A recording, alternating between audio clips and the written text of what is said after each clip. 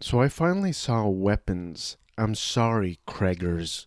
Zach Crager. I waited for HBO Max.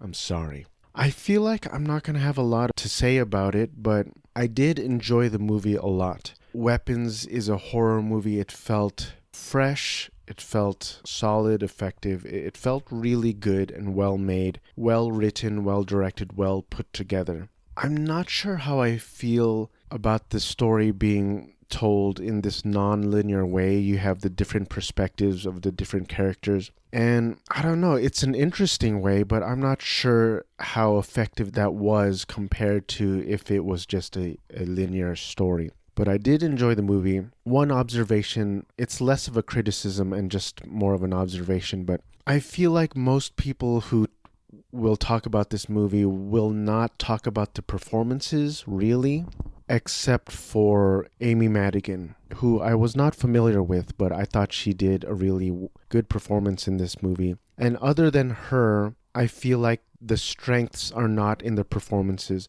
I don't think people are going to be like, oh, or Julia Garner was amazing in this, or Brolin was amazing. It's not a strong performance movie, in my opinion. It's strong for the story, for the mystery, and for the execution, and for the scares, the creepiness factor. I didn't really think Julia Garner or Brolin was great in it, but again, for whatever reason, it's just more for the story of the movie and the way the kids walked.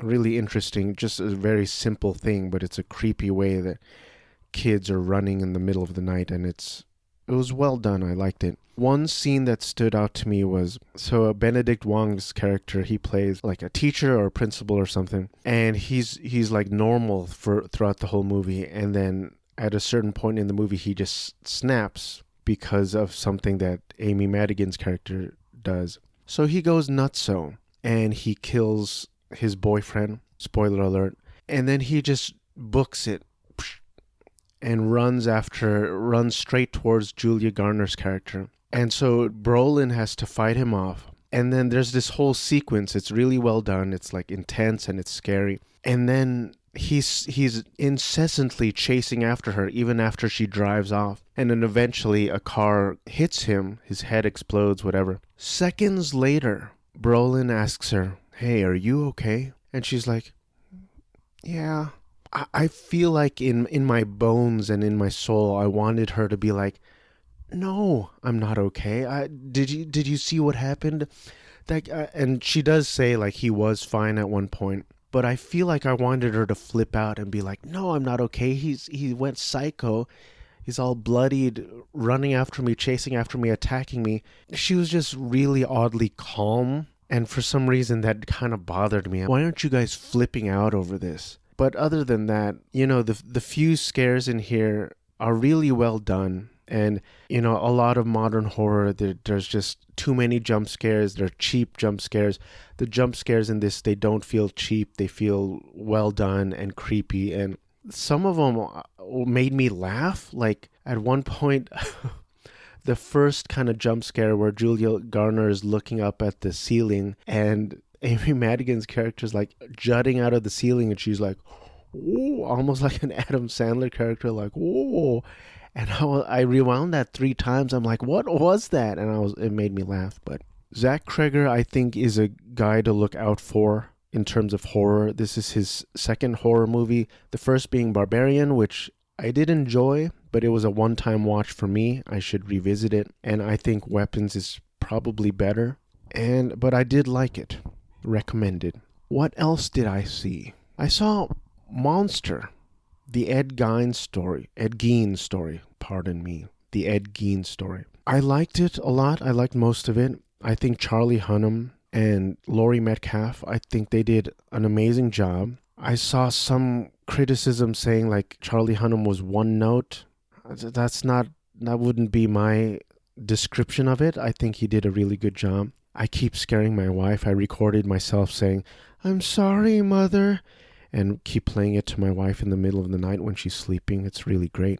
And I think it was definitely padded. I think maybe the last 2 episodes were really padded, maybe unnecessary. Series probably should have ended close to or shortly after they caught him. And I do agree with the criticism that it should have focused more on him and his relationship with his mother, because that was in the first episode and then it's out essentially. And I also didn't like how they added a bunch of things. And I understand that this show is like fiction. It's fiction based on a true story and real life humans that lived. But like there's scenes of him, of Charlie Hunnam as Ed Gein, like dancing around with a chainsaw, and I'm looking it up and it's like, no, he never killed anyone with a chainsaw. It's like, that kind of stuff is just annoying to me, kind of confusing to me. Why would you intentionally mislead people? And I understand that this show is kind of like it's blending fiction with reality. I get that, but I just felt that kind of annoying. Just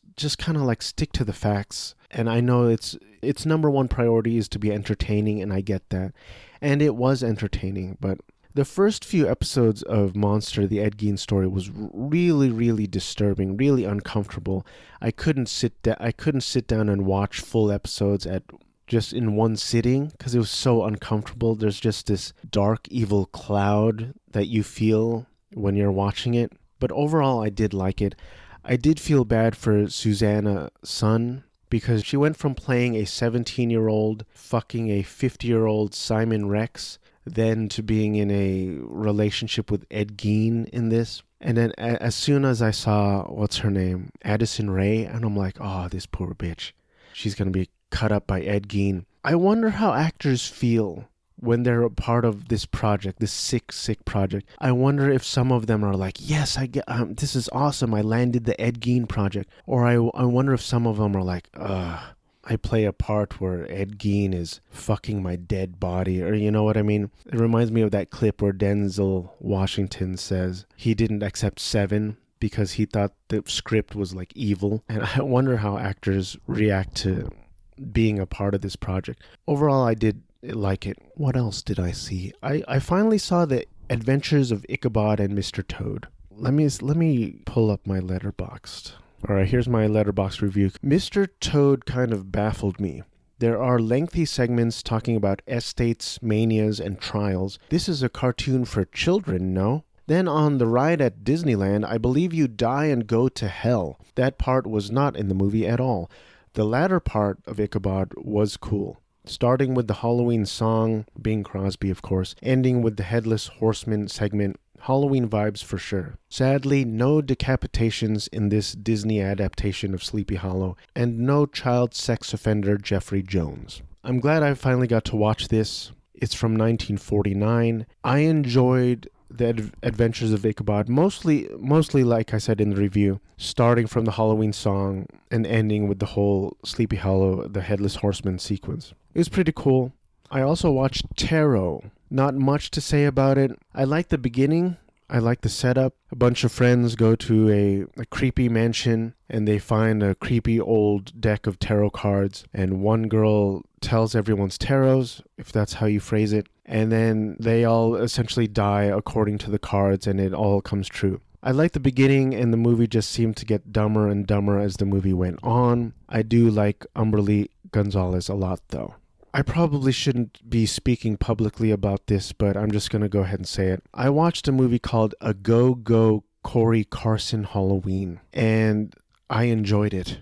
For me personally, I like the fun, creepy, spooky Halloween vibes more than the scary, gory, terrifying, disturbing Halloween vibes. So I saw this and I enjoyed it.